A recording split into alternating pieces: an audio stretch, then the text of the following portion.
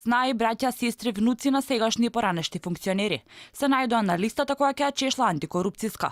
Комисијата денеска објави список од 40 имиња на сомнителни вработувања, каде има потенцијален судир на интереси.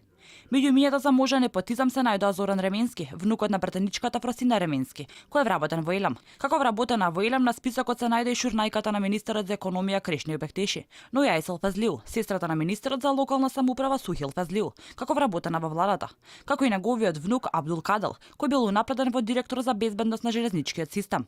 На листата се најде и Јовица Матевски, вработен во МВР, а е внук на директорот на Бирото за јавна безбедност Сашо Тасевски, како и сопругата на директорот на затворот Шутка, Катерина Котевска, која е вработена во УЈП. На списокот од антикорупцијска се најдоа и неколку имиња на поранешни функционери од минатата владина гарнитура.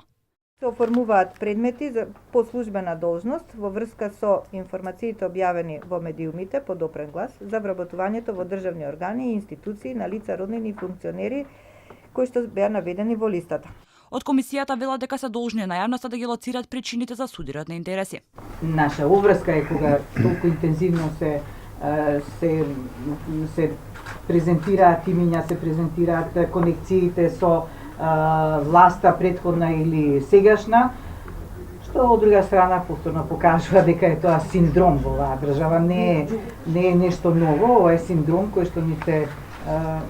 што сериозно ја загрозува функционирањето на државата, бидејќи ниедна власт не е имуна од користењето на позицијата на власт за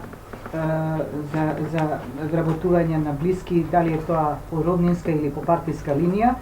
Антикорупционерите ќе поведат прекршечна постапка за Азис Положани, кој бил избран за ректор на Универзитетот Мајка Тереза, а не доставил никаков анкетен лист за неговата имотна состојба. Отворени се и 3 случаи на корупција по пријава на граѓани, односно по допрен глас, а во еден случај е вмешан и актуелен министер, но комисијата не сакаше да го обелодени неговото име. Предходно, Државната комисија за спречување корупција отвори 18 предмети за вработувања, со кои ќе се проверува дали имало судир на интереси. Меѓу првите се сопругот на пратеничката Мира Стојчевска, Илјо Стојчевски, по шумската полиција во Делчево, за незиниот син Виктор Стојчевски, кој беше вработен во државната Илам, како и за незиниот брат Цветан Велевски, вработен во Рек Битола. Дел од нив веќе се повлекува од работните места.